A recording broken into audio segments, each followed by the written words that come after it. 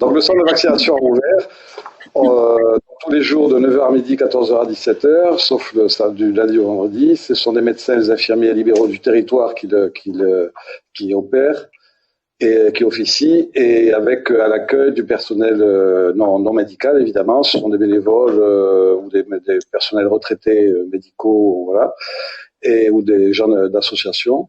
Quoi vous dire d'autre? On va être en mesure à partir du 22 de lundi prochain de vacciner aux alentours de 360 personnes par jour. Ce sont des vaccins Pfizer, donc c'est pas AstraZeneca, rassurez-vous, parce que j'ai l'impression qu'apparemment le AstraZeneca pour l'instant était supprimé, enfin était interdit pour l'instant, d'attendre que l'agence européenne délibère. Donc voilà, on peut prendre rendez-vous parce que les questions sont celles-là. Pour prendre rendez-vous, il faut aller sur Doctolib. Alors évidemment, là, si vous allez sur Doctolib, les gens que vous connaissez vont sur Doctolib, ils vont trouver le planning un peu resserré, parce que je crois que la semaine prochaine le planning n'est pas encore alimenté, n'a pas alimenté les rendez-vous de la semaine prochaine. Mais bon, on se doute qu'on va être vite pris d'assaut. Sachez, pour les gens qui vous le demandent, que les médecins généralistes du territoire ont un code d'accès au calendrier de Doctolib, ce qui fait que pour leurs patients qui jugent prioritaires, ils peuvent eux-mêmes les inscrire sur des plages réservées. C'était une volonté de notre part de laisser des plages donc pour les personnes prioritaires pour des raisons médicales, évidemment. Qui peut se faire vacciner? Toutes les personnes de plus de 75 ans, les personnes entre 50 et 75 ans qui relèvent de priorité médicale, c'est-à-dire qui ont des comorbidités, qui sont listées. Il y a 5 ou 6 comorbidités qui permettent de se faire vacciner. Et pour l'instant, c'est comme ça.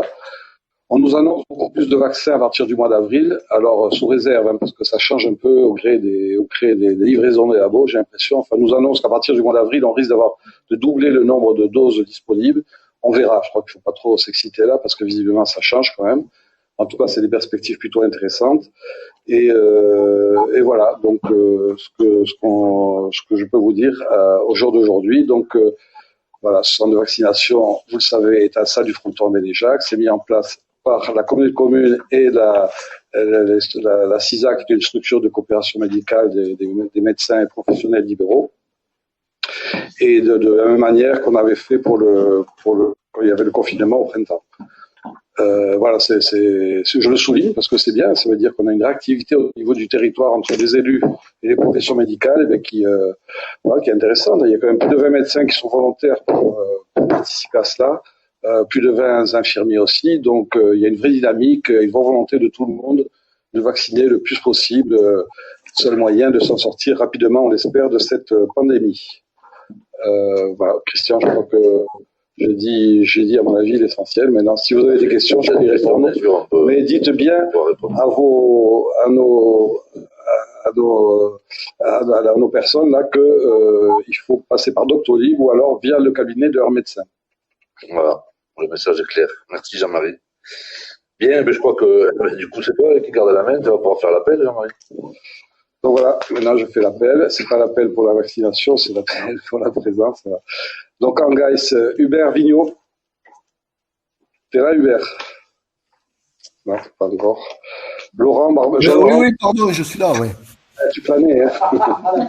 Mais où étais-tu? Jean-Laurent Barbé-Baraille. Présent.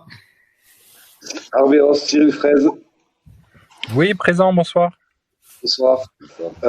Arostin et Gérard Darros a donné procuration à Patrick Mideau. Patrick Mideau, oui. Tu es là? Oui, je suis là, oui. Bonsoir. Jean-Jacques Lafitte à Station. Oui, présent, bonsoir. Bonsoir. Jean-Christophe Roux à Assat. Présent.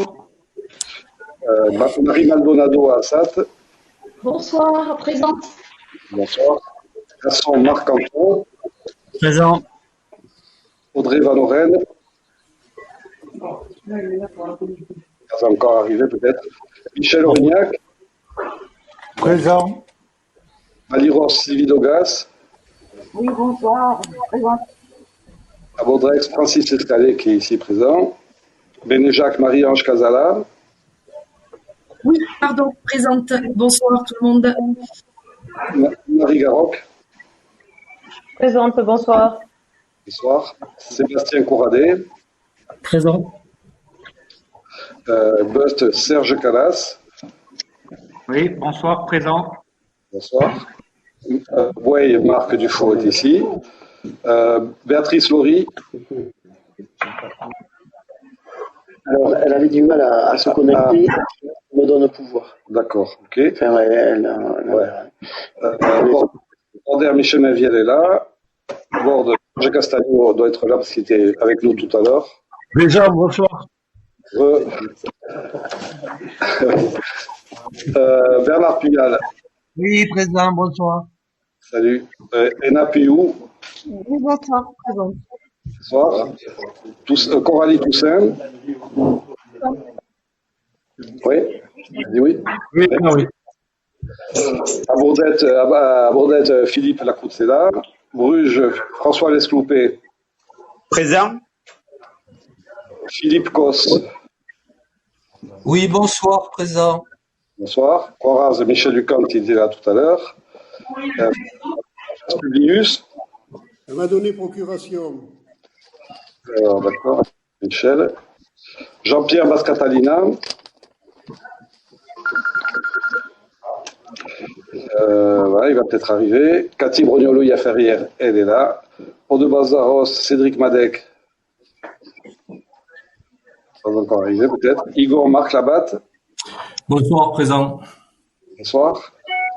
Didier Pargade. Bonsoir, président. Bonsoir. Florent Lacarrière à la Batman, je crois qu'on t'a entendu tout à l'heure, Florent. Présent, tout à fait. Bonsoir à tous. Salut. Bon. Christian Petchouac à la Gosse, il est ici. Jean-Marie Berchon, il est là. Alain Gracia, c'est mon adjoint, je crois qu'il m'a donné procuration. Je ne crois pas qu'il soit connecté.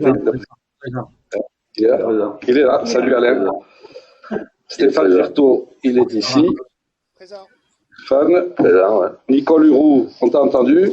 Oui, bonsoir, présente. Alain Capéré, il est là. Séverine Pratt. Oui, présente, bonsoir. Bonsoir. Narcastel, Jean-Pierre, il est là. Jean-Pierre Faux. Julie Sartou. Bonsoir, présente. Bonsoir Julie. Rebonsoir. Naï Bruno Bourda, il est là. Véronique Muller. Oui, je suis présente. Bonjour. Alain Dequitte. Oui, bonjour, je suis présent. Bonsoir. Pascal Durand. Oui, bonsoir. Bonsoir. Guy Chabrou m'a donné procuration. Hardis Pascal Cabane. Oui, bonsoir, présent. Bonsoir. Michel Cazé à Saint-Habit. Michel. Il est là, Michel. Apparemment, il va peut-être arriver. Roger Doucy à Saint-Vincent. Oui, bonsoir, présent. Bonsoir. Ben voilà, président. Il y a 23 absents, à part de votre Ouais, je crois que le quorum est atteint. Oui, quand même. Oui, je trouve qu'il y a beaucoup de monde. Bien, merci Jean-Marie. Eh bien, commençons. Alors, une fois que l'appel est fait, nous avons le quorum. On va désigner un secrétaire de séance. Je vous propose de garder le même que jusqu'à présent, c'est-à-dire Jean-Marie Berchon. S'il y a objection, votre honneur, vous dites. Non, on considère que c'est bon. Est-ce qu'il y a des votes contre? Des abstentions? Tout le monde est pour que Jean-Marie Berchon soit secrétaire de séance. C'est bien Jean-Marie, c'est toi. Ouais, merci de votre confiance. Voilà. Ensuite, nous avions l'approbation du compte rendu de la séance du 25 janvier 2021. Tout le monde l'a reçu. Ça évite de relire en séance. Est-ce qu'il y avait des remarques particulières sur ce compte rendu? Des observations? Des opinions? Des impressions? Non? Bien, on considère que c'est bon, on passe au vote. Est-ce qu'il y a des votes contre? Des abstentions? Tout le monde est pour le compte rendu? Je vous remercie. Compte rendu décision du président sur délégation. Pareil, vous les avez reçus aussi. Ça évite aussi une longue litanie de plein d'hiver. Voilà. Il n'y a pas d'objection non plus sur la décision du président? Non? On peut considérer que c'est accepté, pas d'objection, pas d'abstention, tout le monde est pour. Parfait.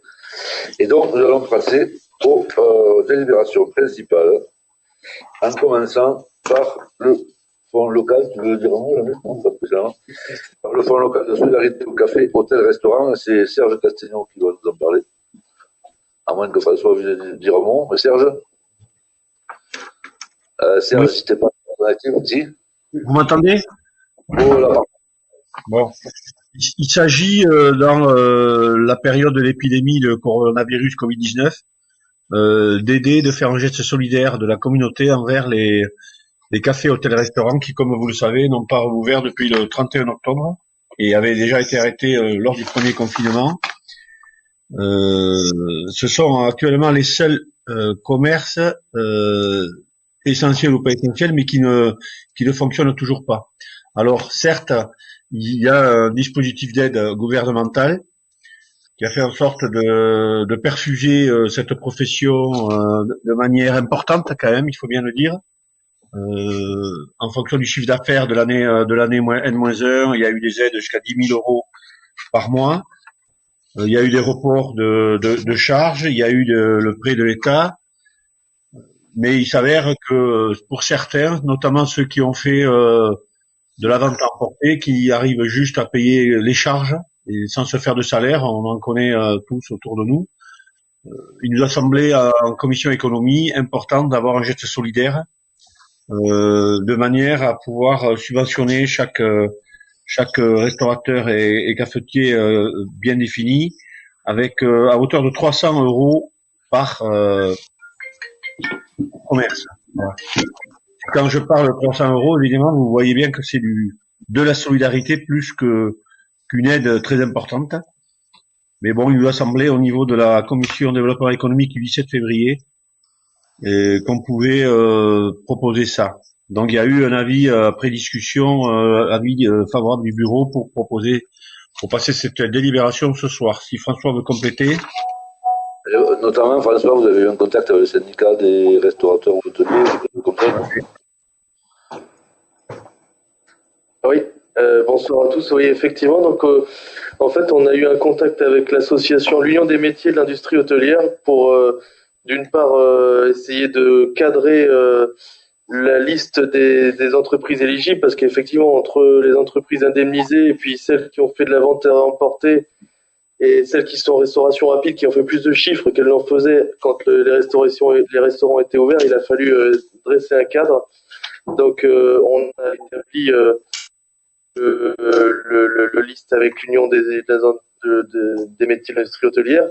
Et on a aussi, ce qui a été salué par l'Union des métiers de l'industrie hôtelière, c'est que on n'est pas parti, et c'est un choix de la commission ECO, on n'est pas parti sur une avance remboursable, on est vraiment parti sur une subvention solidaire, certes par son montant, et puis qui n'est pas pour le. Enfin, aujourd'hui, on va parler d'une grosse vingtaine d'entreprises concernées, donc qui n'est pas pour le budget de la communauté de communes des sommes insupportables. Donc ça a été salué parce que effectivement les entreprises aujourd'hui, entre les PGE, les endettements personnels, les reports de charges, elles étaient pas, ils nous verraient pas intéressant de partir sur une avance remboursable, mais plus une subvention. Donc voilà ce que je pouvais juste rajouter.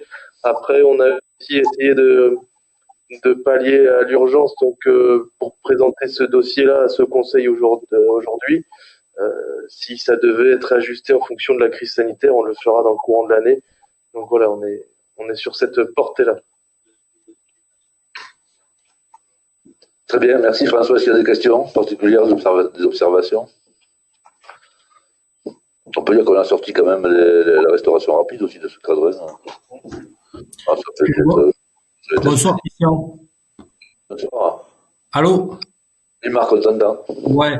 Je voulais juste apporter une précision puisque je suis intervenu en bureau et je voulais préciser ma position. Je n'étais pas contre cette subvention puisque j'ai été étonné de recevoir une demande de Lionel Imirizaldou par rapport à ma position que j'avais adoptée en bureau.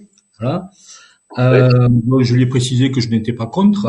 Par contre, je précisais juste que les hôteliers, surtout les bars, restos, brasseries étaient bien épaulés, mais qui savaient très bien défendre sa confrérie et sa profession, et c'est très bien. Après, juste par rapport à ce montant de chiffre d'affaires, je voulais dire que avec les 10 000 euros qui sont versés par l'État, sachant aussi que il y a le chômage partiel, il y a les exonérations de charges, Bon, les PGE, effectivement, c'est remboursable. Il y a des aides aussi sur les congés payés. Il y a des aides il y a des aides sur les charges personnelles du gérant.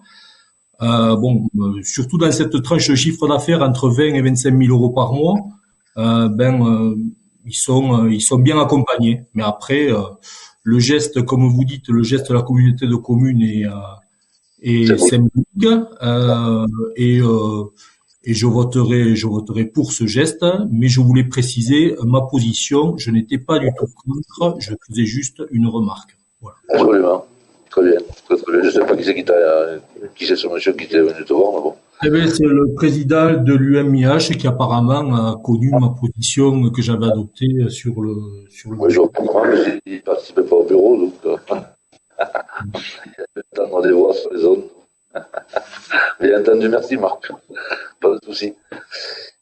D'autres interventions, non? Pas spécialement. Bien, on passe au vote. Est-ce qu'il y a des votes contre? Est-ce qu'il y a des abstentions? Tout le monde est pour? Je vous remercie.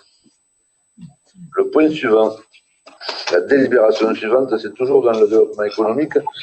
C'est l'aide à l'immobilier pour la SAS, le Soulor. Oui, tout à fait. C'est l'aide à l'immobilier dans le cadre de la convention que nous avons avec le conseil départemental sur l'aide à l'immobilier d'entreprise pour le SAS Le Soulor, qui, vous le savez, a déménagé de Pontac, est arrivé à Naï, à l'ancien centre des pompiers, à côté du Gave. Et donc, ils ont fait des travaux permettant, rentrant dans les critères d'attribution de cette aide, notamment, ils développent un coin boutique, etc., pour pouvoir pour développer les ventes, bien évidemment. Donc, la proposition étudiée en commission économique du 17 février et proposée au bureau du 8 mars, c'est d'attribuer à l'immobilier d'un montant de 14 956,50 à la SAS Le Soulor. Donc, a mis son atelier à Naï avec 10 emplois à la clé. Voilà, c'est dans le cadre des aides départementales, ça, bien sûr. Hein, avec la départementale, pour laquelle vous avez déjà eu à délibérer par le passé. C'est un règlement particulier, Michel. Oui, au-delà de la délib qui consacre donc cette aide immobilière, l'entreprise de Soulor, il faut quand même relever une chose, l'implantation en Naï de cette entreprise en dit long quand même sur la capacité d'attractivité de notre territoire. C'est pas neutre. L'entreprise de Soulor, c'est pas une simple entreprise, c'est une entreprise centenaire qui possède un savoir-faire historique, traditionnel, unique, et qui est en pleine expansion et qui vient de décrocher le label entreprise du patrimoine vivant. Ça aussi, c'est pas neutre. Hein.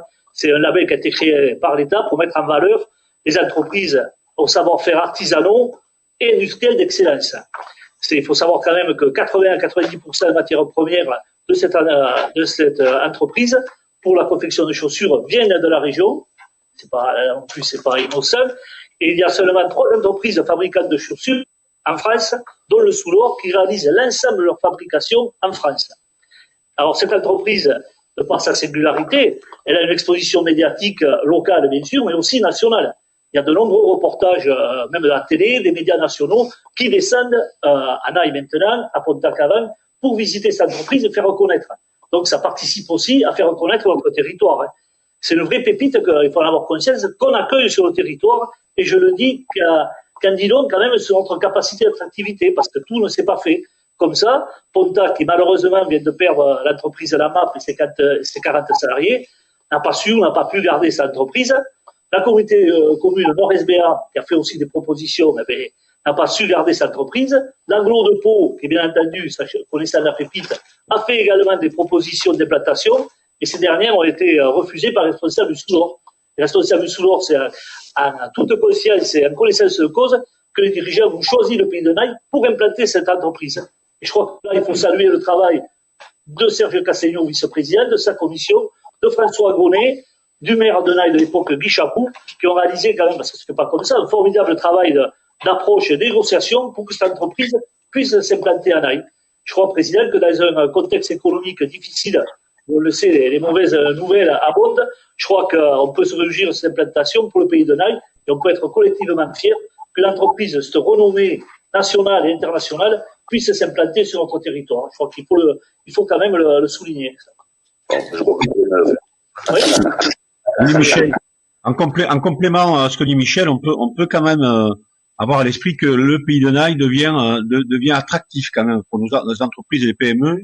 On le voit effectivement avec le Toulor. Michel, tu l'as très bien souligné. On le voit également avec l'affaire en cours avec GMD qui doit s'installer à Baudrex. Bon voilà, je trouve qu'il y a au-delà de l'aéronautique, et c'est bien, qu'il y ait autre chose que l'aéronautique, vous en êtes tous conscients, on commence à avoir une attractivité assez intéressante. Tant mieux. Et en pleine maille, c'est bien, hein, c'est bien. Et merci à la commune qui a évacué les pompiers de là pour leur construire un centre de secours sur Miropex. Sinon, le SLOR, il n'aurait pas pu venir là.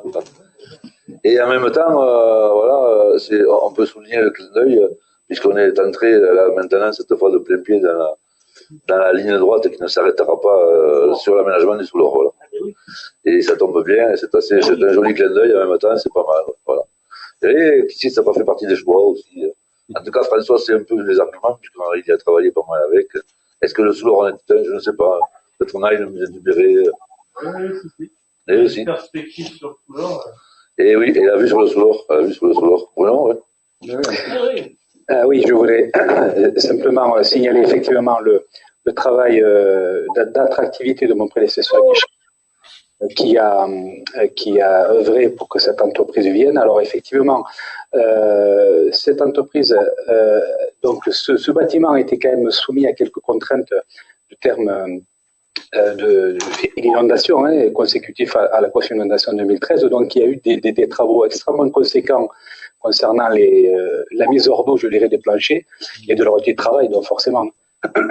Donc voilà, donc c'est bon, premièrement, je souligne exactement ce qu'a dit Michel et je viens, on se réjouit d'avoir pu mettre cette entreprise-là, donc à Naï, et en plus à l'endroit où on l'est placé, parce que c'est quand même un endroit quand même assez magique à côté de la voie verte, et c'est quand même touristiquement aussi, quand la continuité de la voie verte sera pérenne dans le temps. Voilà, donc nous, commune, mais aussi l'Interco, bien sûr, compte beaucoup sur et cette entreprise et cet axe de touristique.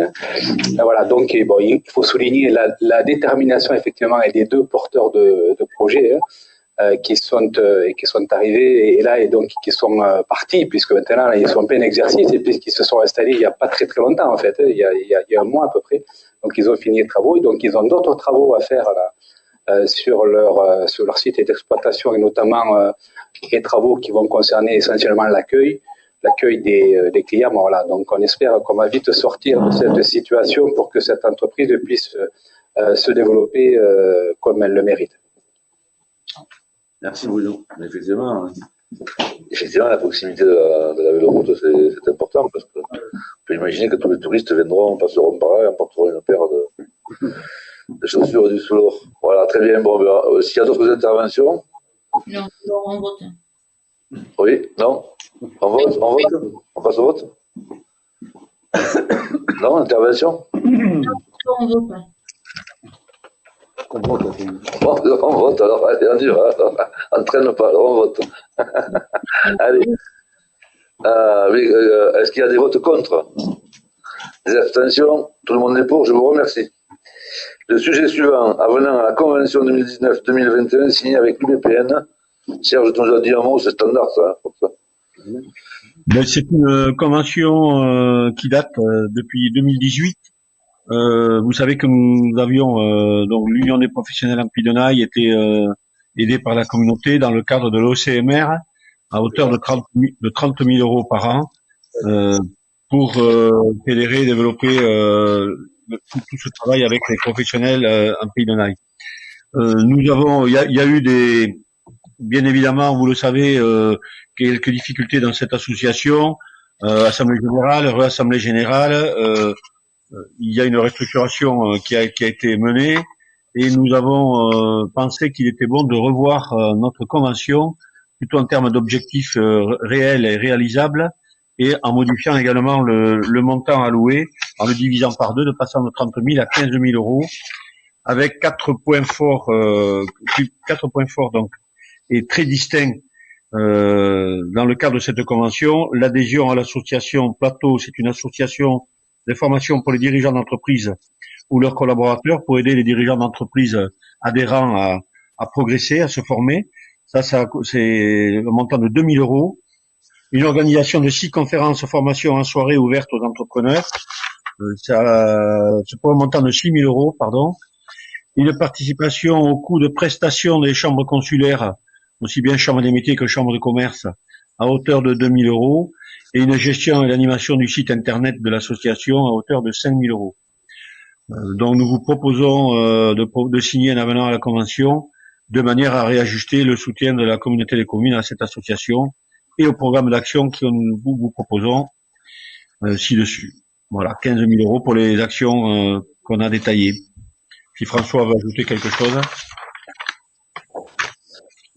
François ?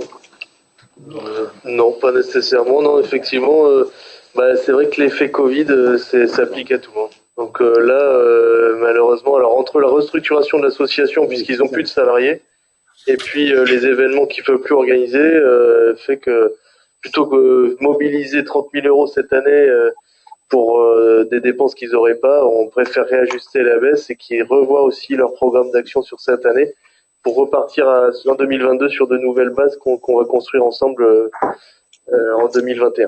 Voilà. Merci François. De nouvelles bases en n'oubliant pas ce qui avait marché, notamment la première effort du Pays de Naï. Bien sûr. Des observations, des interventions? Nicole? Non? On passe au vote? Allez, est-ce qu'il y a des votes contre, des abstentions? Tout le monde est pour? Je vous remercie. C'est fini pour le développement économique. Ah non, on a la maîtrise d'ouvrage du projet du réseau de chaleur de la Montjoie à Naï. Serge?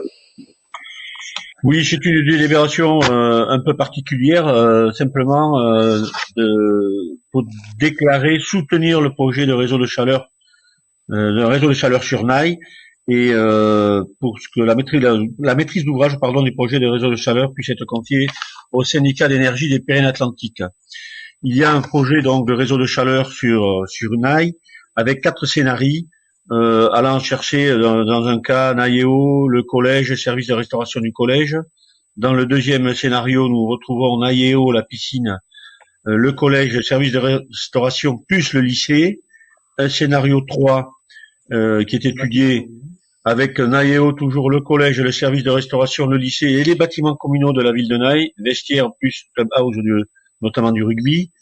Et le scénario 4, toujours Naïéo, collège, service de restauration, le lycée, les bâtiments communaux, plus l'EHPAD.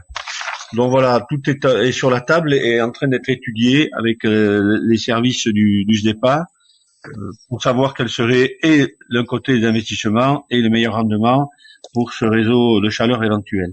Donc la délibération, c'est juste une délibération de principe qui n'engage pas bien évidemment la communauté de communes, puisque c'est entre le SDEPA et la commune ou les différentes communes qui pourront imaginer des réseaux de chaleur également, puisque lors de la restitution notamment de l'enquête qui avait été menée de novembre 2019 à février 2020 sur tout le territoire dans le plan climat air énergie, il apparaît clairement lors de la restitution qu'il y a un intérêt à travailler sur ce type d'énergie renouvelable, je le rappelle. Bon voilà, c'est juste cette délibération. Bien, monsieur le maire de Naï, tu veux intervenir, Bruno? Oui, simplement pour confirmer notre intérêt, puisque nous allons signer la même délibération, mais pour mandater donc le SDEPA en tant que porteur du projet donc avec nous-mêmes, puisque là en l'occurrence c'est la ville de Naï qui porte le projet évidemment. Oui. Bon, donc une présentation elle nous a été faite un peu plus dans le détail et donc la ville de Naï est déterminée à s'engager. Bon ensuite nous devons juste choisir le bon scénario. Et bon je pense que le coup est parti pour nous et bon après évidemment c'est pas si simple que ça parce que derrière il y a aussi un processus de fourniture du bois, etc., donc à élaborer et à mettre sur pied. Mais bon, disons que le processus est parti pour nous et le conseil municipal est sa majorité, même à l'unanimité, est tout à fait disposé à donner une suite à ce projet. Merci Bruno, oui, c'est un joli projet, effectivement, on en parle depuis longtemps. Qu'est-ce qu'il veut dire à mon Philippe, peut-être, au nom des bâtiments, non? D'autres interventions? Oui, Jean-Christophe pour Assat. Oui, Jean-Christophe. Bien entendu, je suis très favorable à cette délibération et à ce que l'on soutienne ce réseau de chaleur à l'ail. Juste dans le cadre du PSAET, ce qui pourrait être intéressant pour nous, c'est d'avoir un véritable état des lieux de notre massif forestier pour bien s'assurer qu'avant que toutes les communes s'engagent dans un réseau de chaleur, nous ayons assez de ressources ou que tout du moins la gestion de nos réseaux de chaleur ne soit pas délétère sur la biodiversité des massifs forestiers. Voilà. C'était juste un petit commentaire sur aujourd'hui, on ne sait pas bien quelle est vraiment notre ressource et comment, alors non seulement en quantité, mais aussi son mode de gestion. Oui, entendu, merci. François, on a un mot là-dessus. Oui, effectivement. Alors, il y a plusieurs démarches en cours. Là, il y a une relance du CRPF d'étudier les massifs forestiers. Alors nous, on a la demande qu'on leur a portée, c'est d'étudier de manière générale sur l'ensemble du pays de Naï, un peu à l'image de ce qui avait été fait à l'époque sur le côté Naï-Ouest avec les communes Haute-Bosse-d'Arros. Il devait y avoir Paradis-Piétat aussi. Je sais qu'il y a un travail qui est en cours sur Coaras, probablement Montaut, non? Ouais, Montaut aussi. Et voilà, donc oui, entendu, ouais. Oui, par rapport à ça, il faut qu'on soit vigilant, effectivement, qu'il y ait l'état des lieux des massifs forestiers qui peuvent abonder pour ce réseau de chaleur. C'est très intéressant. Et surtout, il faut être vigilant parce que en projet sur le plateau de Lannemezan, il y a une immense scierie industrielle et il faudrait pas que ça nous impacte sur tout le territoire parce qu'ils vont venir jusque par ici et même plus loin. Donc, soyons vigilants et c'est vrai que pour notre territoire, le réseau de chaleur, il n'y a pas de souci. On va avoir de la ressource, mais derrière, faisons attention quand même. Oui, merci Alain, tout à fait. Oui. Très bien. De toute façon, oui, c'est quand même une vraie valorisation dans nos forêts communales. Parce qu'on a quand même des grandes parties de nos forêts qui sont publiques, avec les communales. Donc oui, ça agira. Mais effectivement, il faut aller plus loin dans les études. Bien, d'autres interventions, non? On passe au vote. Est-ce qu'il y a des votes contre? Des abstentions? Tout le monde est pour? Allez, bravo. Évidemment, il s'agit donc maintenant que la commune de Naï, Bruno, transfère la compétence, on se dépasse ça. Voilà. Bien, merci à tous. Alors oui, ça définit cette fois donc le développement économique pour les opérations principales. On va passer à l'administration générale. Et c'est la participation à l'espace France Service. C'est Philippe qui va nous en parler. Oui, bonsoir à tous. Donc, France Service, c'est quoi? C'est la labellisation de la MSAP, des zones de service au public. C'est une demande en fait du chef de l'État pour simplifier les démarches administratives avec un regroupement à un même lieu des services de l'État, des opérateurs et des collectivités territoriales. Bon, ça, c'est déjà porté par la commune de Naï. Quelques critères de labellisation, il faut au moins 2 agents polyvalents, des agents formés, ouverture 24 heures par semaine sur 5 jours, un équipement informatique dédié et un espace de confidentialité, bien sûr, isolé. Donc ça serait une participation en fait de la communauté des communes pour un montant de 17 500 €. C'est pour financer le deuxième poste. Et ça serait un contrat qu'on passerait pour une durée de 3 ans parce qu'on ne sait pas encore les dispositions de l'État qui préconise aucune durée. Donc on partirait nous sur une participation de 3 ans. Jean-Luc, tu voulais Non, moi je vous donne juste une précision technique, c'est que dans le projet de délibération qu'on vous a envoyé, il y a marqué 17 500 €, chiffre prévisionnel à préciser. En 2021, il n'y a quasiment pas d'enjeu sur le montant financier puisque au mieux, je pense que ça va être 4 mois ou 3 mois à partir de septembre. Donc ce qu'on a fait là, et c'est plutôt l'entrée pour le projet, pour nous, pour la simplicité, c'est qu'on mettra une somme forfaitaire. C'est-à-dire une somme qui représente, là c'est calculé sur un adjoint administratif 5e échelon. Voilà. Plutôt que se retrouver chaque année à devoir aller calculer le salaire exact de l'agent qui a été embauché et qui évolue. Donc on sera plutôt sur une approche forfaitaire, mais c'est vrai qu'il n'y a pas un grand enjeu pour cette année. C'est pour ça que le chiffre est mis à titre plutôt indicatif.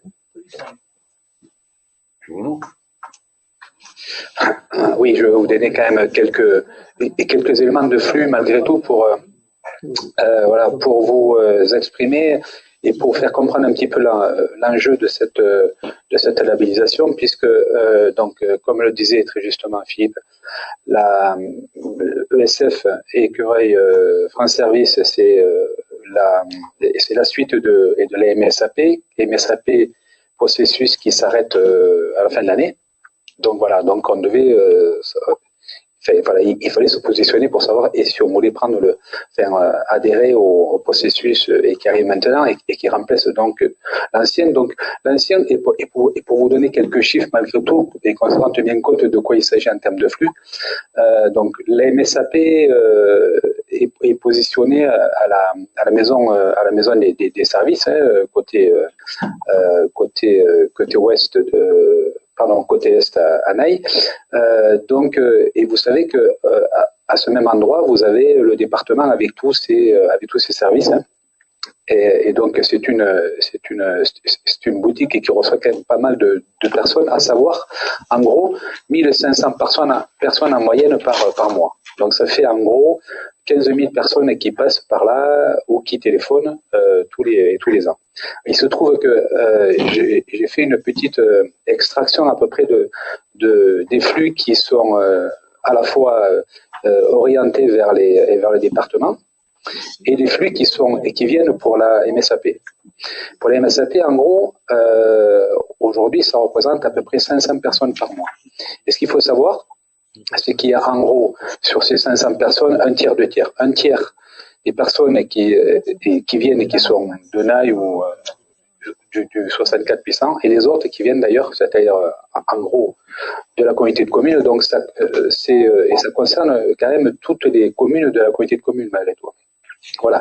Il se trouve que dans le projet, nous avons jugé utile peut-être d'intégrer un service qui est actuellement à la mairie, c'est ce service des pièces d'identité et des passeports. Donc on a trouvé peut-être judicieux et c'est dans ce sens que l'on fera notre demande de labellisation, pour effectivement que ce soit lisible pour tout le monde et pour tous les habitants de la communauté de communes. Donc ce service draine à peu près, pas à peu près exactement, puisque là on a les chiffres très très exacts, 3000 passeports et cartes d'identité, et également, et ça concerne pour un tiers, deux tiers à nouveau, je dirais, donc, toujours pareil, les communes immatriculées 64 800, c'est à peu près 2000 flux, 2000 pièces d'identité, passeports par an. Et les autres communes, alors là, on peut imaginer que c'est un petit peu plus loin. On peut imaginer que, par exemple, les personnes de Pontac, voire de Gand, elles peuvent venir, puisqu'ils n'ont pas ce service-là, puisque c'est Nike qui l'a exclusivement. Et ce qu'on peut penser aussi, c'est que certaines communes de notre interco, peut-être au bord, sont plutôt attirées par Pau. Évidemment, donc voilà. Donc, mais on a en gros 3000 personnes qui viennent à cet endroit-là se faire les pièces d'identité. Donc voilà, il nous a semblé judicieux de combiner les deux. Alors ça, évidemment, le service passeport pièces d'identité, c'est porté par la commune de Naï, donc avec 2 ETP, 2 demi-ETP, si vous voulez. Voilà, donc on va essayer de tout regrouper au même endroit pour que ce soit lisible pour les usagers de la communauté de communes, et que l'on puisse voilà, donc avoir à peu près tous les services au même endroit. Ce qui est très important, c'est que on va rénover un petit peu, nous avons besoin de bureaux confidentiels. Donc on va aménager et faire les travaux à la MSAP. Donc on va aussi également dans le même cadre, et pour recevoir tous les usagers, refaire le parking devant la MSAP, qui actuellement est un parking vraiment d'usage et pas du tout aménagé. Donc voilà, donc il va y avoir en gros 150 000 € de travaux portés par la commune de Naï pour accueillir dans les années qui viennent ce nouveau processus, Espace France Service. Donc voilà. On continuera évidemment à accueillir bien sûr les personnes du département. C'est très important. La communauté de communes s'engage pour 3 ans. Moi, je demandais de manière très précise à faire un comptage annuel, voilà, et pour voir, pour continuer à voir quel est l'impact de la France Service par rapport au flux. Mais je pense que si jamais c'est beaucoup plus lisible pour tout le monde. Je pense que c'est un endroit qui deviendra dans le futur, évidemment, dans le contexte d'accompagnement informatique et d'accompagnement digital. Je pense que c'est un service avec 2 personnes et qui sera quand même efficient. Derrière tout ça, il y a beaucoup de formation de la part des agents. Être dans un accueil, c'est pas facile en ce moment. Donc, vous voyez tous vos agents et dans vos mairies qui ont quand même un vrai rôle d'accompagnement et d'usagers. Voilà. Donc, il y a beaucoup de formation. Et bon, voilà. Donc, on va suivre ça de près et on va regarder quel peut être l'impact à long terme de ces types de processus. Merci. Bruno, est-ce qu'il y a des interventions sur ce point? Bon, oui, rapidement. Mais bon, sur la délibération en elle-même, il n'y a pas de problème pour ma part, puisque comme l'a dit Bruno, ou comme l'a dit Philippe, il vaut mieux que cette maison France Services soit à Naï qu'à Pontac ou qu'à Gand, c'est clair. Mais il faut quand même repasser un peu les choses dans le contexte et à travers cette délibération, parler un peu aussi du désengagement de l'État quand même, qui nous fait payer des choses. Alors, l'État a sorti de son chapeau en 2019 ces maisons France Services, qui ont été présentées par le président Macron comme la réponse, c'est ça, aux besoins des services publics qu'exprimaient à l'époque les Gilets jaunes. C'était une réponse aux Gilets jaunes, ces maisons France Services. Et c'est présenté comme la solution au recul de ces services publics dans les territoires ruraux. Alors aujourd'hui, je remarque quand même que le public a disparu, il ne reste plus que service, et ces maisons France Services, quand même, c'est le service public qu'on aurait eu un peu au rabais. C'est évident que les employés, même qu'ils soient la meilleure bonne volonté, bien formés, et ils vont pas pouvoir répondre aux diverses sollicitations quand même que nécessitent une vraie qualification parce que les dossiers sont extrêmement complexes. Donc ils vont pas pouvoir répondre entièrement. Alors, on diminue les moyens des services publics, on ferme les services, et petit à petit, mais c'est l'ensemble de ces services publics qui sont inaccessibles aux usagers. Ça, c'est une constatation qu'on peut faire. Alors, quelqu'un a dit, le service public, c'est le patrimoine de ceux qui n'ont rien, mais c'est tout cela, quand même, qui est en train de se déliter sous nos yeux depuis quelques années. Alors, évidemment, moi, je vais approuver ce délit, bien sûr, mais surtout, il ne faut pas être aveugle devant le désengagement de l'État en matière de services publics. Je crois qu'il faut aussi dire à un moment donné les choses. Tout à fait, Michel, tu as raison. Mais dans la genèse, c'est Marc Anton, il faudrait aussi rappeler que les maisons France Service, là, c'est la suite des MSP qui a existé avant, qui avait été initié avant, et qui était le début de ce désengagement. Absolument, on est tout à fait d'accord avec vous. Alors, c'est vrai que là, on participe complètement à ce désengagement de l'État, et malheureusement, on va le faire parce qu'on préfère qu'il se désengage un peu moins chez nous que chez les autres côtés. Et donc, c'est quand même, il vaut mieux les garder chez nous, effectivement, que sur Morlas ou Gand. Donc, c'est bien le chantage fait par l'État, de toute façon, il se résume à ça. Ils sont malins, ils savent très bien à quoi ils vont. Bon, en même temps, c'est aussi un geste de solidarité vis-à-vis de la commune de Naï, parce qu'amener autant de clients tous les jours dans les commerces, je pense que c'est aussi un soutien au commerce local, un soutien à la commune, qui a aussi son centre, ses emplois. Bon, c'est un tout, c'est un ensemble, donc là je crois qu'il faut y aller, mais effectivement on peut pas ne pas dire que plus on accepte ce genre de choses et plus l'État en profite pour démanteler ses propres services, quoi. On le voit, les trésoriers là, maintenant ils nous envoient ces mails là, avec les clés pour les signatures, enfin, ça devient complètement cocasse. On a des services publics qui n'en sont plus, quoi. Enfin, effectivement, comme tu le dis, le mot public il est tombé il y a longtemps, voilà. Mais bon, je crois que dans ce cas d'espèce, il faut absolument qu'on essaie de maintenir ce qui existe à Naï, le renforcer si on peut. Tant pis, ce sera des charges, en même temps, c'est les charges de nos habitants, c'est les impôts de nos habitants qui remplacent les services de l'État, les dotations de l'État. Et c'est qu'on n'y peut pas grand-chose. Mais c'est aussi maintenir un service et un attrait pour nos services et en même temps pour le territoire. Les gens qui viennent là, ils vont faire des courses là, ils vont acheter le pain, ils vont chez le coiffeur, c'est un ensemble, voilà. Ouais, on peut le dire. Oui. Mais bon, moi, je dirais, effectivement, c'est un démantèlement d'un service public. On va faire souvent le MSAP de Naï et souvent ce qui reste encore dans notre service au public. S'il est plus public, il est encore au public. Même s'il est rendu par nous maintenant. Mais heureusement, les collectivités, on le sait depuis longtemps, sont le dernier rempart contre l'isolement et le manque de services. Oui, c'est un débat de fond. Mais on va pas le régler, nous, en empathie tous les jours. Bien, est-ce qu'il y a d'autres interventions après ces brillantes interventions de mes prédécesseurs? Oui, juste, c'est Patrick Mido là. Juste une question. Aujourd'hui, la MSAP accueille les deux associations ADMR. Est-ce que ça risque d'être remis en cause sur l'espace financier? Non, je ne vais pas répondre à la place de Bruno qui va te le dire, mais il n'y a pas de raison, au contraire. Bruno? Bruno est d'accord sur ça, parce que c'est à Bruno. Non, justement,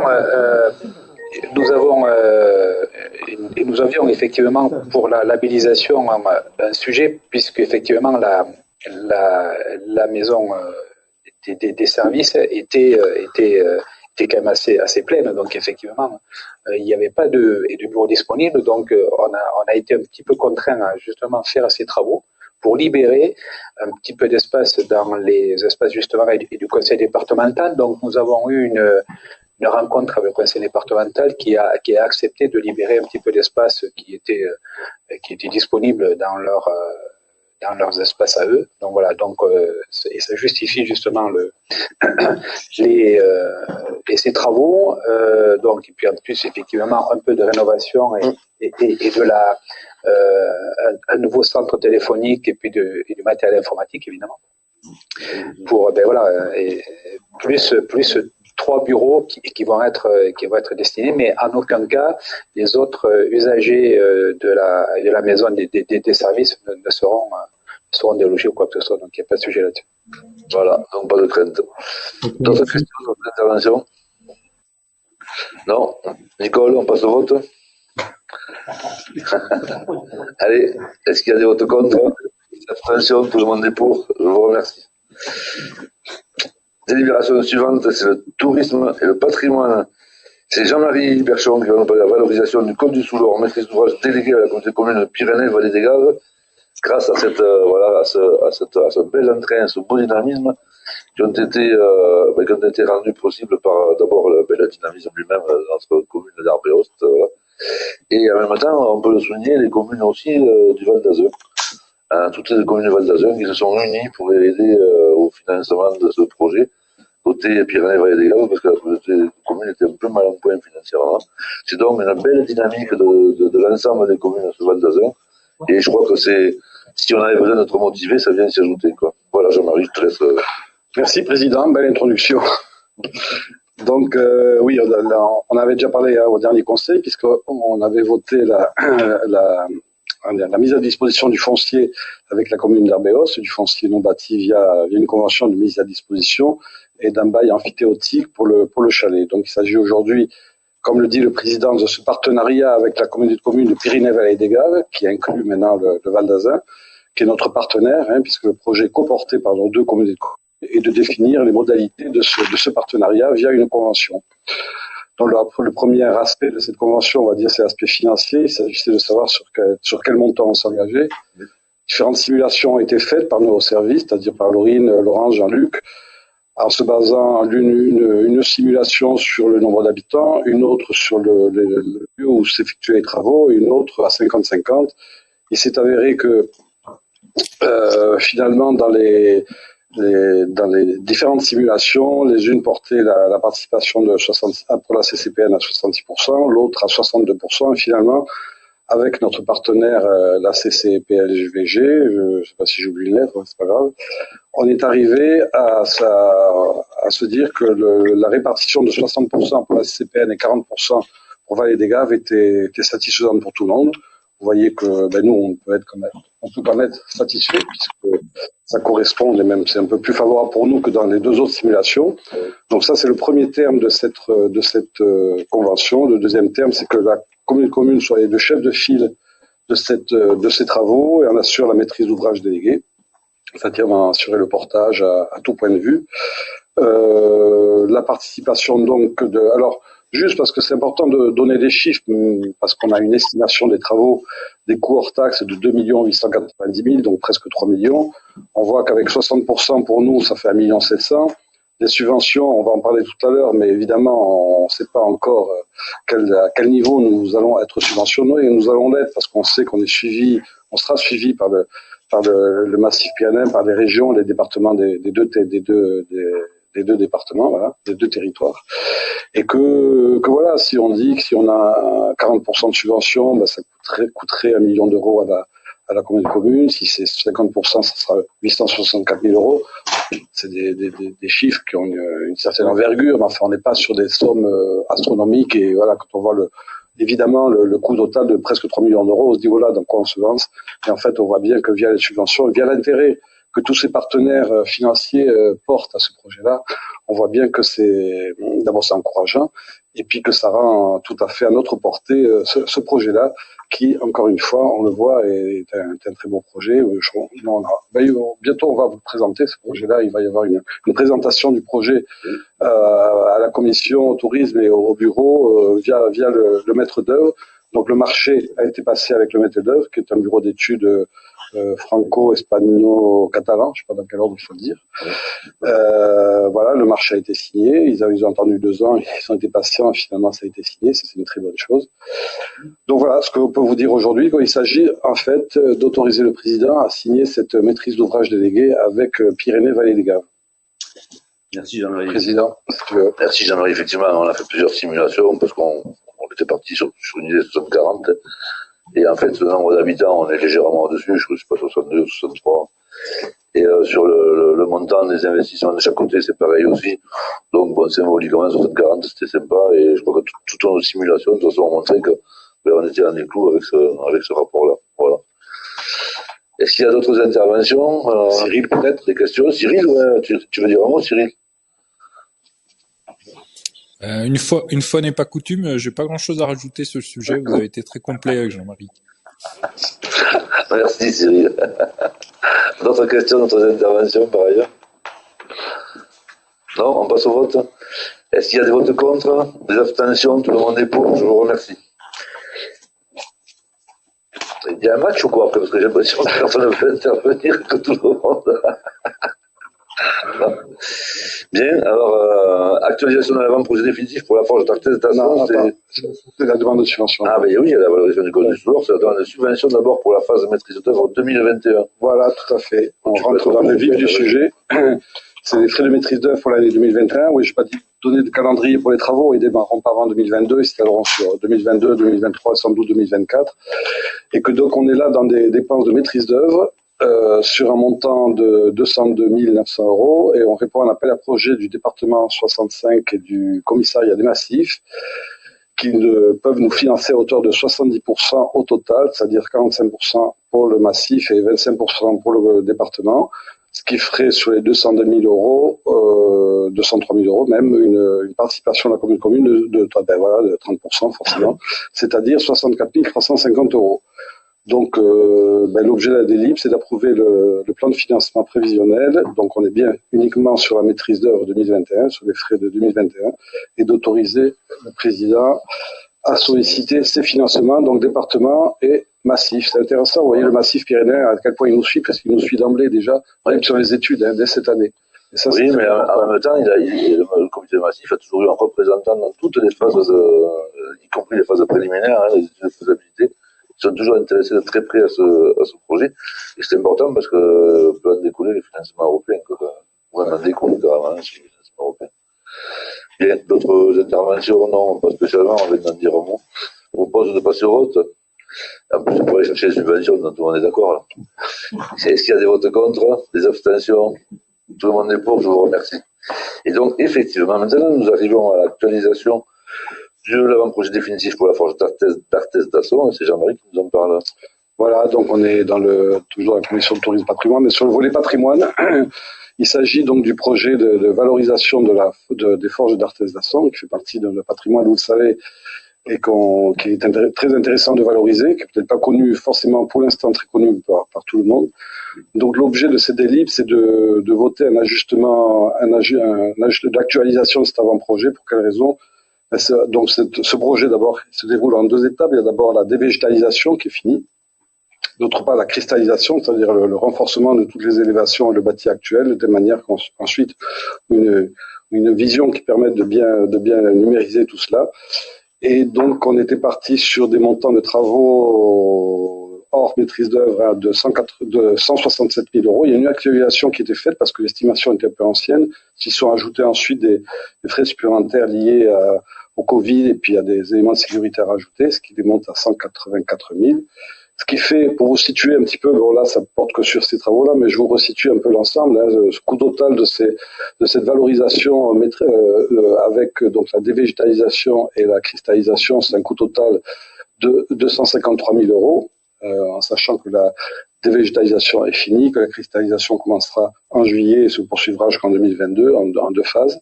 C'est un projet qui est financé là aussi aux 2 tiers par la région, le département et la Fondation Patrimoine, et on aura un autofinancement de 33% de 83 753 euros, donc sur l'ensemble de ces travaux-là, de végétalisation et cristallisation.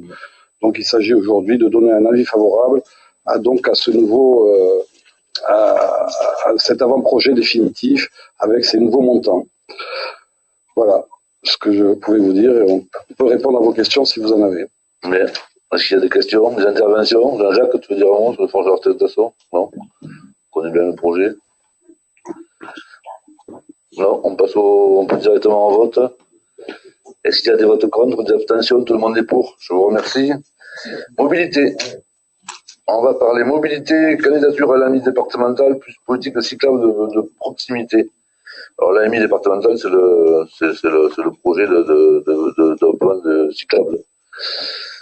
Francis, c'est Francis qui en parle, ça s'appelle un projet, bien sûr. Ouais. Oui, très, très rapidement. Donc là, c'est une étude qu'on va confier à la PGL pour la finalisation du schéma cyclable.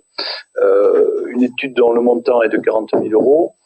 La communauté des communes va être sollicitée à hauteur de 19 000 euros et donc le département à hauteur de 21 000 euros. Le département là intervient dans le cadre de un appel à projet, un appel à manifestation d'intérêt départemental, hein, puisque bon, ils veulent, c'est le fameux plan vélo 64 qui est en train de se finaliser. Nous avons avec Laurine vu toutes les communes, ce qui fait que au niveau de la communauté des communes, le schéma est définitivement arrêté. Et là maintenant, il s'agit de vraiment de le finaliser. Et on a besoin des services de la PGL, les services techniques. Donc c'est pour ça qu'on fait cette demande de subvention. Merci Francis. C'est même un service de la PGL que les communes pourront prendre aussi pour accueillir ces pistes cyclables chez elles et traduire ces schémas également dans leur propre commune. Voilà. Bien, merci Francis. Est-ce qu'il y a d'autres interventions? Des questions? S'il n'y a pas de questions, on va passer au vote sur les sujets qui sont connus maintenant. En plus là, c'est pour les demandes de subvention, donc c'est quand même assez sympa. Est-ce qu'il y a des votes contre, des abstentions? Tout le monde est pour? Tout le monde est d'accord pour qu'on en ait des subventions, cher Francis. Voilà. Culture, sport, association, c'est la convention annuelle d'objectifs et de moyens avec l'association NAIAR. Là, c'est nous qui donnons une subvention. Oui, c'est nous qui apportons une aide à cette association. Alors, c'est un renouvellement, hein, on connaît ça, on le connaît. Nous avons la compétence là sur l'aide pour l'aide pour l'art contemporain. Donc voilà, c'est de l'ordre de 10 000 euros par an. Et dans cette convention, le NAIAR, à la minoterie, s'engage, et les responsables de NAIAR, de l'association, s'engagent donc à toute une série d'animations, d'activités, d'actions qui sont là pour faire connaître ce site qui est remarquable, je le précise chaque fois. Certains maintenant connaissent, mais d'autres encore ne le connaissent pas. Ce site est remarquable, assez unique dans la région, hein, avec un dispositif qui s'appelle l'Artothèque, qui est, je crois, Michel, je crois qu'il y en a 2 pas dans la Nouvelle-Aquitaine maintenant, mais l'ancienne région Aquitaine, il y en avait 2, je crois, en anglais, c'est notre Pessac. Voilà, donc c'est unique, le site est remarquable, je vous invite donc à y aller, et toute une série d'animations qui seront toujours proposées par les responsables, plusieurs expositions dans l'année, l'Artothèque donc qui vous met à disposition, chacun d'entre vous pouvez auprès des privés, bien entendu, des entreprises privées, mais aussi des des collectivités publiques, si vous voulez louer pour quelques mois des œuvres de maîtres et d'artistes, c'est possible avec l'Artothèque. Alors, ça comprend aussi des visites de la minoterie, ça comprend des temps forts artistiques tout au long de l'année. Ça comprend des partenariats avec les établissements scolaires pour créer des animations, des médiations artistiques pour mieux faire connaître, et également des actions avec certains établissements comme ou les 5e par exemple d'Henri IV qui participent, etc., etc. Donc toute une série de manifestations qui sont mises en place toute l'année et que nous soutenons. Et aujourd'hui, à l'heure où c'est très difficile pour tous, en particulier pour la culture, je crois que c'est un geste aussi important que de soutenir ce travail-là. Donc, on vous propose là de renouveler cette participation et cette subvention attribuée à Nayar pour la somme de 10 000 euros. Voilà, une association que nous avons aidé à devenir centre de ressources régionales, temporaires. Voilà. Est-ce qu'il y a des interventions, des questions? Bien, on passe au vote. Nicole? Allez, est-ce qu'il y a des votes contre? Des abstentions? Tout le monde est pour? Adopté. Et donc la subvention, la délibération suivante, vous me faites tromper. Délibération suivante, c'est la modification du temps des effectifs les créations de postes, évolution du temps de travail du service déchets et culture. C'est Cathy Brognoli qui va nous en parler.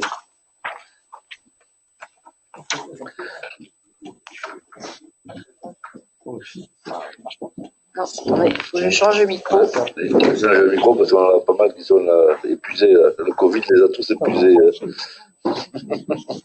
Ouais, il faut qu'ils se fassent vacciner. Bonsoir à tous. Alors là, c'est délibération pour environnement déchets. Donc là, il s'agit en fait d'un poste à temps complet. Donc c'est une délibération qu'on a déjà proposée à la commission ressources humaines et au bureau du 8 mars. Donc il s'agit d'un temps complet d'adjoint administratif ou d'adjoint technique. Tout simplement parce qu'il y a un dimensionnement du service qui correspond à un besoin spécifique d'évolution du poste actuel. Et du coup, Sandrine a besoin d'une aide complémentaire.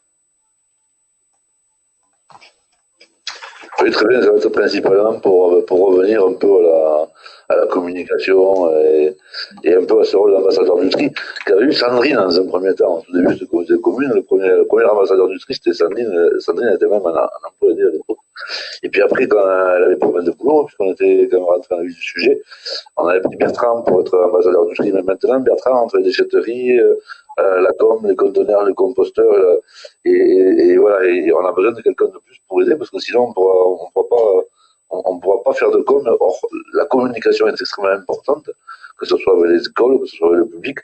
Plus on communique, moins on collecte les déchets, et donc moins on paie. Voilà, donc c'est très très important, et je crois que c'est un service qui est méritant, qui s'est beaucoup développé, qui a repris aussi les déchetteries en régie, et tout ça s'est fait jusqu'à présent, effectif constant dans tout le travail qui a été fait aussi sur la rationalisation des déchetteries, le transfert des professionnels. Mais bref, on n'arrête pas, et sans compter les maîtrises d'ouvrage déléguées sur Borde et sur Coaraz qui ont été très chronophages, et la déchetterie, la réflexion de la déchetterie, la création d'abord de celle d'Assor, la restauration complète de celle de Coaraz, la prochaine d'Assad. C'est vraiment un service qui travaille vraiment, qui est toujours à fond. Et là, si on veut vraiment se relancer un peu dans la com, voilà, avec un vrai ambassadeur du tri, il faut vraiment qu'on craigne un peu de plus. Voilà. Est-ce qu'il y a des questions à poser, des précisions à apporter, Jean-Luc? Non, c'est aussi par rapport au poste de Sandrine elle-même. Oui. Parce que il y a eu notamment une extension de périmètre en 2017. Oui. 2018 aussi. Et c'est un service qui, autant sur les tâches opérationnelles, dans les équipements, a eu des transferts. Par contre, il a toujours été, depuis 10 ans, à effectif égal, je dirais un peu sur les tâches générales, les services support, ce que fait Sandrine. Ce qui fait qu'à un moment, notamment quand Bertrand est en congé, on se retrouve déjà l'ambassadeur du tri, comme le dit le président, il est pris par les tâches de terrain, mais alors quand il n'est plus là du tout, Sandrine se retrouve elle prise partout. À la fois son poste de direction, à la fois les tâches administratives et à la fois parfois les tâches de terrain, à la fois parfois la communication. Donc c'était aussi mettre le service à un niveau de moyens correct avec ce qui s'est passé depuis 10 ans parce qu'il n'avait pas bougé. Et alors à la fois sur la communication, comme ça a été dit, mais aussi sur les tâches un peu support. Oui, voilà. C'est pas parce qu'on a un service méritant qu'il faut lui permettre de plus assurer ses missions premières, qui sont justement la communication quand même. Et voilà. Bon, pas d'objection. Si, des interventions peut-être de la part pas du public, à part des élus. Le public, c'est le joker, la question du joker du public, ou le 50-50. Non, on passe au vote. Allez, et donc, est-ce qu'il y a des votes contre? Des abstentions? Il y a 2 postes. Non, mais il y a 2 postes. Il y a 2 postes. Ensuite, il y a le poste. Et on va voter le premier, hein. Tu veux parler du second d'abord?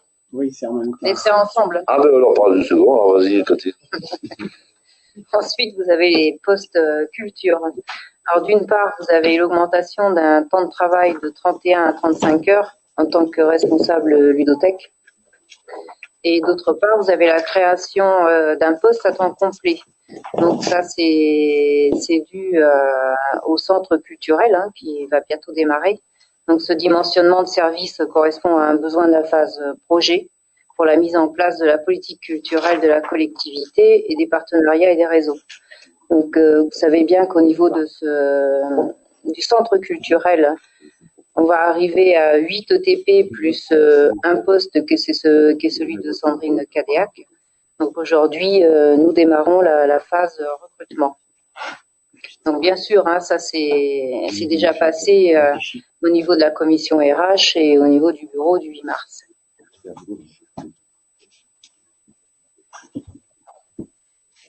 Y a-t-il des questions? Des précisions? Juste peut-être pour dire que au niveau culture, effectivement, là, on commence à préparer donc la préparation. Enfin, on fait la préparation des collections, de tout ce qui va se présenter, et également pour signaler que le réseau de la lecture publique va changer, les employés, enfin les agents de la lecture publique vont changer de locaux. Ils vont se retrouver dans une location, alors je sais pas, à la Montjoie, c'est Bruno, de bâtiments qui seront loués par Bertrand Cancé. Voilà, donc simplement pour rappeler ça. Et oui, ça y est, on s'installe dans les nouveaux locaux là, et on va être obligé de voilà. Oui, et puis en même temps, c'est là qu'ils vont préparer les collections, c'est là qu'ils vont se mettre en train, c'est parti, quoi. Le projet est vraiment parti. Et donc, on a besoin de recruter, là, c'est ça. Jean-Luc le dit, une programmation d'animation. Oui. Autant, il y a un gros volet qui est les collections. Mais là, pour cela, on a déjà un agent, c'est déjà au tableau des effectifs, même si on va le remplacer. Et là, la demande de Sandrine, la nouvelle directrice et chargée du projet de centre culturel, c'est vraiment 2 ans avant pour commencer à travailler sur tout le programme d'animation, les partenariats, la conception de tout ça, sachant par contre que ces agences sont polyvalents. Ça veut dire qu'ils ne feront pas que ça non plus. Ils seront aussi sur les collections, sur leur pôle d'accueil et autres. C'est celui-là, en fait. Voilà. Bien. On peut passer au vote cette fois pour les deux postes. Là. Est-ce qu'il y a des votes contre? Des abstentions? Tout le monde est pour? Je vous remercie. Toujours les ressources humaines, on va parler d'un accroissement temporaire d'activité avec un assistant administratif au service de développement économique. Là, oui, c'est carrément, c'est pour assister François, Cathy Brunelli, qui en a parlé. Donc, mais oui, tout à fait, ouais, c'est dû au développement du service. Donc, François Gonnet, aujourd'hui, a besoin de quelqu'un, en vous rappelant qu'en même temps, c'était une compétence obligatoire de la Comcom. Donc, aujourd'hui, il y a un réel besoin d'assistants administratifs. Donc, cet emploi va permettre au service de disposer d'organisations juridico-administratives, donc pour les actes et la gestion administrative nécessaires au bon fonctionnement du service. Donc il y a réellement besoin. Donc c'est un accroissement d'activité. Donc c'est pour un temps non complet de 30 heures hebdomadaires. Aussi, je tenais à préciser que ils vont bientôt aller dans les locaux Technopole à Assat aussi. François Gonnet reçoit énormément de monde toute la journée et a vraiment besoin de cette personne en plus. Donc bien sûr, hein, c'est pareil, hein, c'est déjà passé en commission RH et en bureau pour pouvoir vous présenter ce soir. Voilà, très bien. Est-ce qu'il y a des observations? Serge, tu veux rajouter un mot peut-être, non? Serge? Il est parti manger. Ah, il va partir manger. Bon Je suis sûr qu'ils ont même commencé l'apéro, je crois. Oui, ils sont à la mairie. Tu reprends du pâté? Je suis là. On est sur le poste d'appui à François Gonnet, c'est ça? Oui. Depuis le temps. Je suis plus heureux que cette délibération soit sur la table du Conseil communautaire. Depuis le temps que j'avais imaginé que François puisse passer plus de temps véritablement sur les affaires économiques, de manière à non plus traiter au fil de l'eau, mais être plus proactif dans les entreprises, au niveau des entreprises, mais également pour gérer nos zones. Donc c'était une demande qui était commune, bien évidemment, de manière à le décharger au niveau administratif, permettant d'être plus efficace. Oui. D'essayer d'avoir un peu plus de ressources pour la collectivité, voilà, tout simplement. Ouais, merci Serge, très bien. Et vous êtes où, aux olives, aux cacahuètes? Non. Ben, tu vois, encore... J'étais à côté sur mon portable. Tout le monde est content en pensant à toi. T'as rendu le sourire à tout le monde. Si pour peu qu'on l'ait eu perdu. Bien, merci beaucoup pour ces interventions. Est-ce qu'il y a des questions, des demandes de précision? Des observations? On passe au vote? Allez, est-ce qu'il y a des votes contre? Des abstentions? Tout le monde est pour, je vous remercie. C'est un poste important, effectivement, et c'est un peu l'annonce du prochain Technopole, aussi, du Technocentre. Là, on a besoin de rentrer maintenant dans le vif du sujet, de libérer un peu François pour qu'il puisse partir dans des directions multiples et notamment travailler sur ce Technocentre. Merci Cathy. Autre délibération, maintenant on a passé les délibérations de détail, hein, et on passe à la deuxième phase où c'est la délibération générale. Donc l'aménagement de l'espace. Bon, je vais les lire. S'il y en a qui veulent intervenir sur quel que soit le sujet, quelle que soit la délibération, ou des vice-présidents, ou des membres de l'Assemblée en visio, vous intervenez, et dans ce cas-là, on s'arrête sur la délibération et on la précise. Avenant à la convention cadre d'objectifs triennal de l'ODAP. Voilà, spécialement de discussion, on passe au vote. Est-ce qu'il y a des votes contre? Des abstentions? Tout le monde est pour? Je vous remercie. La convention annuelle d'objectifs et de moyens pour le suivi ODAP, j'ai vu qu'il y avait une madame ODAP à Bordère. Elle est dans ton conseil municipal? Non, c'est le Bordérois. Ah, d'accord. Elle n'est pas du tout à l'ODAP. C'est bien son nom. Oui, c'est ça. Ah, voilà, d'accord. Pardon. Alors, délibération suivante, convention annuelle d'objectifs et de moyens pour le suivi et l'animation des services d'accompagnement pour la rénovation énergétique SAR par Solia. Oui, c'est la plateforme prévue dans la PCAET pour la rénovation énergétique. Je ne sais pas si tu veux en dire un mot, Jean-Pierre. Oui. Ouais, je peux en dire un petit mot. Et ça c'est dans le cadre de l'appel à manifestation d'intérêt régional, donc le déploiement des plateformes de la rénovation énergétique. Et c'est l'association Solia qui s'est portée candidate, voilà, qui a été retenue. Oui. Et donc, en même temps, ils mutualisent sur les 4 intercommunalités. Oui. Donc, il y a Béarn, Gave, Pays de Naye, bien sûr, Nord-Est Béarn et lui en Béarn. Voilà. Ceci, il faut le mentionner, c'est quelque chose qui est gratuit pour la communauté de communes, pour tout le monde. Donc, c'est déjà de bonnes choses. Alors, donc, ça, c'est l'accompagnement, ça, c'est de bonnes choses. Surtout pour la trésorerie, là. Donc, ça, c'est l'accompagnement des ménages. Donc, il y a plusieurs actes. Donc, il y en a 3. Donc, il y a le premier, c'est l'information. Donc, Ça, c'est le niveau 1 qui s'appelle, donc le niveau 1. Donc, information ponctuelle, ça les administrés téléphone, bon, ils ont des conseils niveau finance, juridique et social. Après, si jamais ça va dans le bon sens, ça peut être éligible, ce qu'on appelle l'acte 2. Donc, ça, c'est un conseil qui est personnalisé. Donc, ça, c'est un conseiller qui se déplace, c'est Mélanie Zenoni. Donc là, il y a une prédéfinition des travaux, il y a l'évaluation, l'information sur les aides mobilisables. C'est pas Zanini, c'était. Zanini, non. Et après, donc, le dernier, il y a l'accompagnement des travaux, donc, suivi de la rénovation, donc aide au choix des scénarios, d'audit, etc. Et la mise en place, donc, des listes de professionnels, assistance à l'analyse. Voilà, je pense que j'ai fait le tour. Il y a des questions. Merci. Oui, s'il y a des questions, allez-y, sinon on passe au vote. Est-ce qu'il y a des votes contre, des abstentions? Tout le monde est pour. Je vous remercie. Le sujet suivant, il y en a 3. Si tu veux dire un mot, Jean-Pierre, sinon on va passer sur l'avis sur le projet de modification simplifiée de Montaut, du PLU de Montaut, sur celui de Narcastet, sur celui du Haut-de-Beauce d'Arros. Si vraiment il y a des questions, on en parle, sinon je les fais voter les 3 d'un coup. Ouais. Un par un, allez, un par un. Ce sont les 3 projets dont délibération, le premier c'est Montaut. Bon, mais ça a été présenté à la commission, ça a été regardé au niveau des services de chez nous, c'est compatible avec le SCOT, donc nous avons mis un avis favorable, donc sans problème. Alors pour Montaut, est-ce qu'il y a des votes contre, des abstentions? Tout le monde est pour, monsieur le maire aussi. Bon.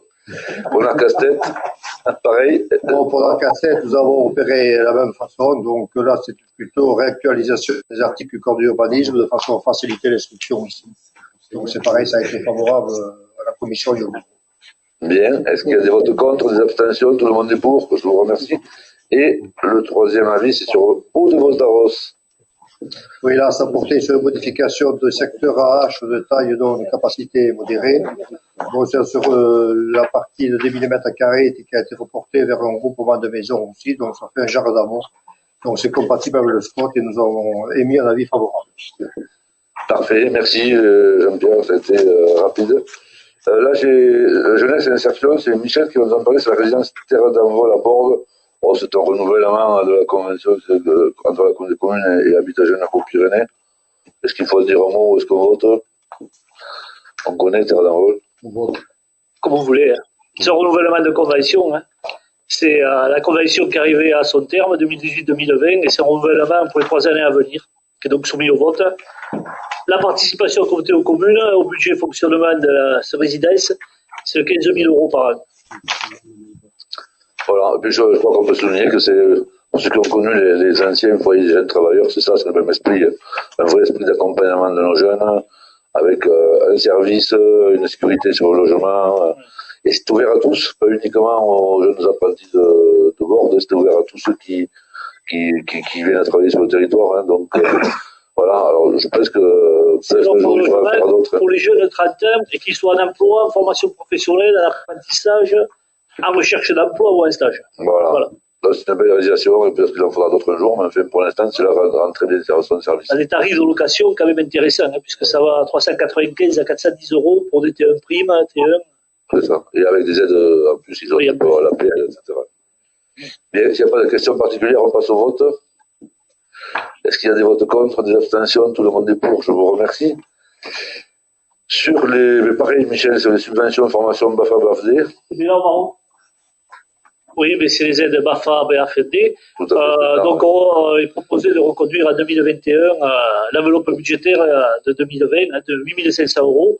Alors, les aides, c'est 200 € pour les stages de formation et en pension complète et 150 € pour les stages de formation en externat. Et on tourne sur une quarantaine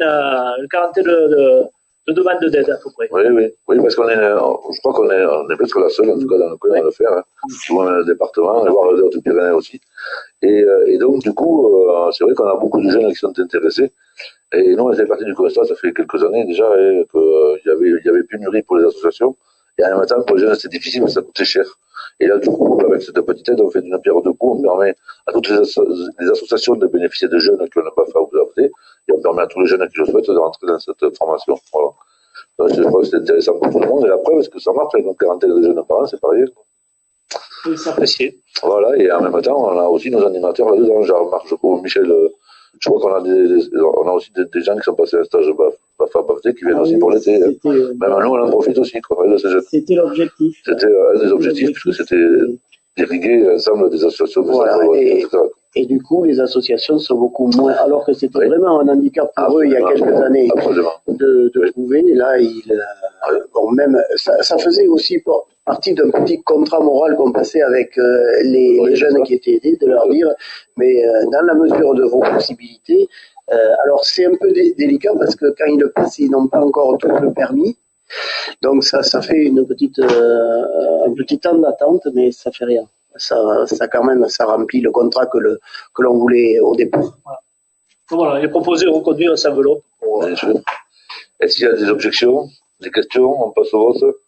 Est-ce qu'il y a des votes contre, des abstentions? Tout le monde est pour. Je vous remercie. Sur maintenant, c'est la culture, sport, association, ça va être plutôt Marc. Alors, attribution de subventions aux associations sportives, culturelles et environnementales, c'est standard aussi. Oui, un commentaire général. C'est un exercice qui, malgré le fait que ce ne soit pas une grosse enveloppe que l'on a déterminée, elle est montée au fur et à mesure des années. On l'a toujours un peu abondée. Enfin, on a rajouté une aide régulièrement. Bon, là, évidemment, avec le Covid, les associations ne peuvent pas faire ces manifestations. Donc ça, c'est une aide aux associations, non pas pour leur fonctionnement, c'est un rappel général, c'est pour les aider par rapport à des manifestations qui sont proposées sur le territoire et qui apportent une dimension autre que le plan communal sur lequel ils travaillent et pour lesquels vous les aidez régulièrement, vous, en tant que collectivité communale. Là, l'orientation et l'aide portent sur les manifestations plus exceptionnelles. Donc, la nouvelle commission, les membres de la commission se sont appropriés cet exercice-là qui, malgré le fait, je vous le dis, que la somme ne soit pas énorme, l'enveloppe énorme, c'est sujet à discussion parce qu'effectivement, même comme ça arrive souvent, même dans vos communes, sur des demandes ou des propositions de financement, on cherche toujours le mieux et donc c'est sujet de discussion même sur les petites sommes. Voilà, globalement, on a reconnu ce qui était fait les autres années, avec, bien entendu, moins de propositions de manifestations compte tenu du contexte. Merci Marc. Et on ne dit pas que le mieux c'est l'ennemi du bien, c'est l'ennemi du pire. Le mieux est l'ennemi du bien, parfois. Parfois, mais là non. Bien, est-ce qu'il y a des questions, d'autres questions que celles-là d'ailleurs? D'autres interventions? On passe au vote.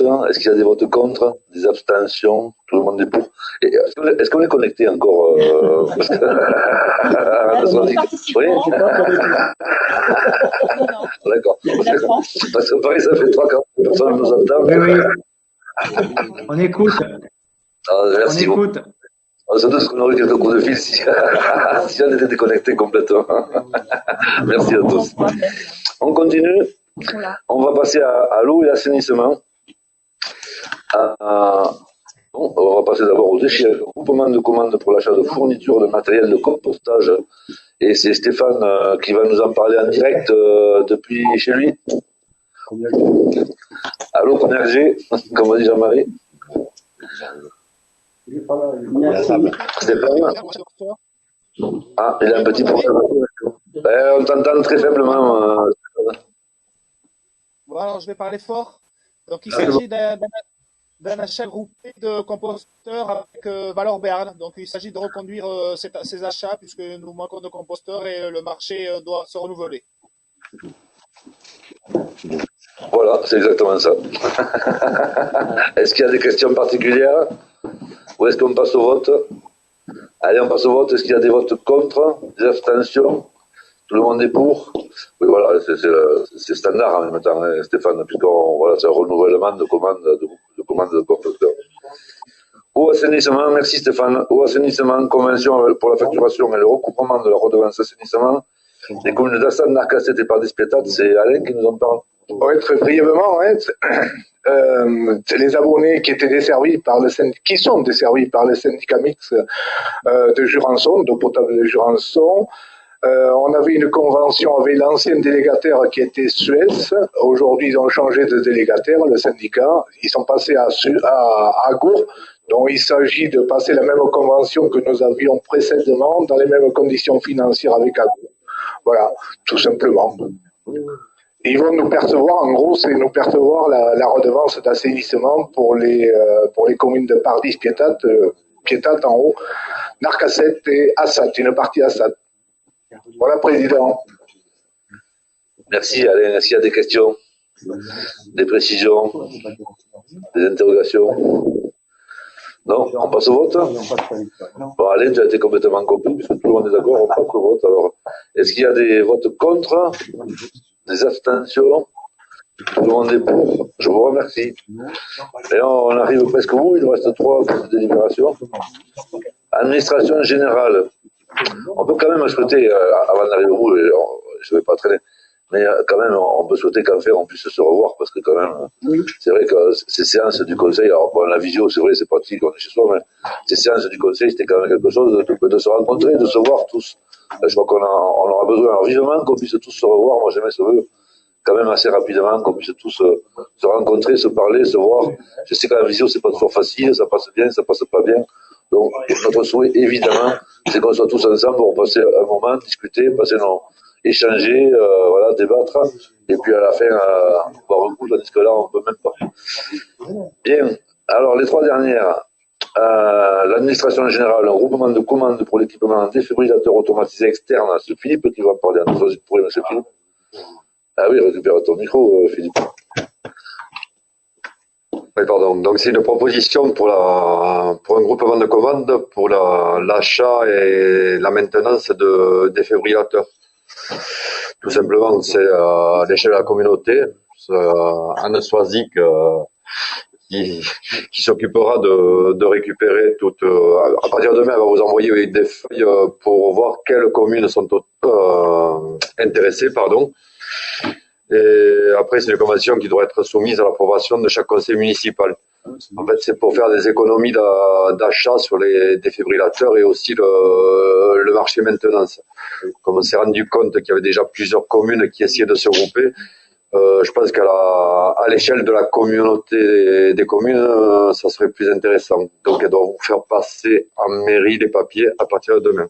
Voilà. Oui, c'est clair, merci.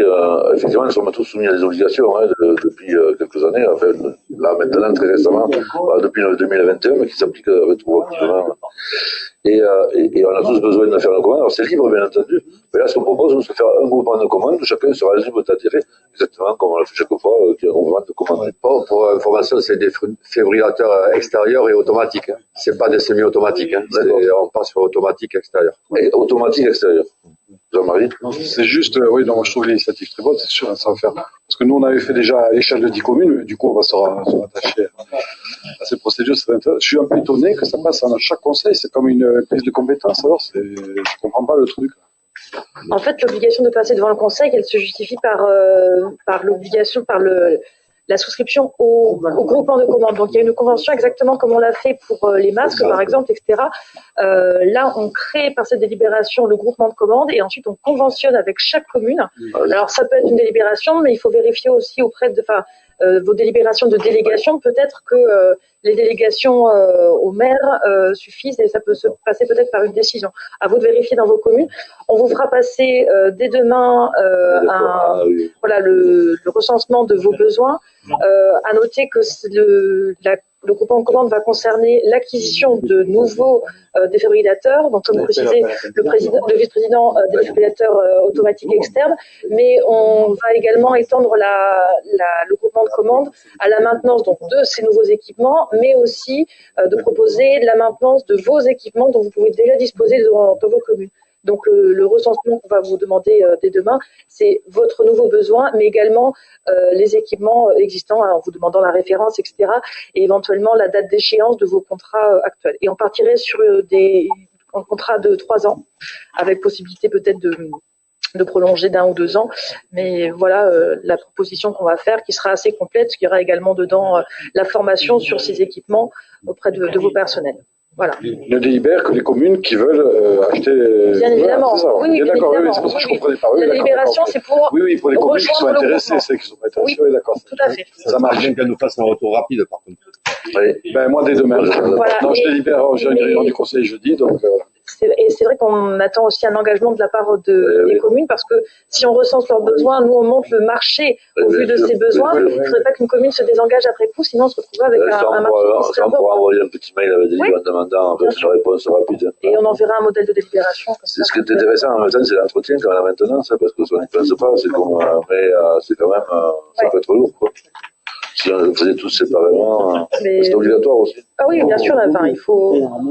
Non, ça vaut mieux. La maintenance, c'est une vérification de fonctionnement de l'appareil et également remplacement régulier des. Comment on appelle ça, des patchs là. Voilà. D'accord. Bien, pas d'observation, pas de questions particulières aussi, des interventions dans le public, les téléspectateurs. Des réactions de la part des téléspectateurs. Non. Bien, alors, est-ce qu'il y a des votes contre, des abstentions? Tout le monde est pour ce groupe de commande, merci. 2 dernières questions concernant les ressources humaines, avec un accroissement temporaire d'activité pour le service jeunesse chargé de mission coopération. Et, oui, Cathy. Oui, puis j'ai un micro. Et il y en a quand même pas mal de micros. Oui, en fait, ça, c'est 2 postes, on vous en a déjà parlé. D'une part, il y a un poste au niveau d'une animatrice RAM. Alors, je ne sais pas si c'est pas la première qui est passée, ça peu importe. C'est juste une transformation de poste d'adjoint d'administration, je veux dire, en poste d'adjoint d'animation principale première classe. Et sur le second poste, c'est la création transfrontalière. Donc là, c'est compétences jeunesse. C'est une personne que nous avons chez nous à raison de 17h30 qui, pour les projets d'action, en fait, au niveau Erasmus et puis toujours les échanges avec le Québec. Oui, voilà. Alors, c'est vrai que c'était un contrat un peu différent jusqu'à présent, mais là, on s'est recentré sur un contrat plus harmonisé. On ne savait pas trop où on allait au début. Maintenant, voilà, c'est un contrat de 17h30. Est-ce qu'il y a des questions sur ce point? Des interventions, des demandes de précision? Alors oui, je vois, j'ai plusieurs signes, on me dit passe vite à la dernière. Alors je vais faire voter l'avant-dernière. Est-ce qu'il y a des votes contre, des abstentions? Tout le monde est pour. Et donc nous arrivons à la dernière. Et je me posais la question, il y a vraiment un match ce soir ou quoi? Parce que je dois tous presser. C'est quoi le match? C'est du basket? C'est du handball? Non, vous ne serez pas pressé, ça parce que du rugby. Du foot peut-être? Non, pas du foot, Francis Escalier sont déjà partis. Dernière délibération, modification du tableau des effectifs, transformation du poste d'animatrice RAM, c'est Cathy Brunoli qui nous dit la dernière. Oui, je vous l'ai dit juste avant, en fait, j'avais inversé. Ah ben voilà. Tout à fait. Donc, c'est juste une transformation de poste d'adjoint d'animation en poste d'adjoint d'animation principale première classe. Allez, voilà, c'est fort, le vote pour de vrai. Allez, voilà. Est-ce qu'il y a des votes contre? Abstention, tout le monde est pour, je vous remercie. Moi, j'ai terminé. S'il y a des questions diverses, vous pouvez vous exprimer, vous pouvez intervenir, demander un sujet. Il n'y a rien de spécial? Tout le monde a envie d'arrêter, je comprends, c'est pas très marrant la visio. À part de j'en parle pas, ils sont sûrement déjà casse-croûte. Bon, allez. On est là. Allez, chers amis et chers collègues, excellent à tous. Merci beaucoup de votre attention. Et à la prochaine. À très vite parce qu'on a un bureau, conseil, on a plein de réunions. Bonne soirée, merci beaucoup. Au revoir.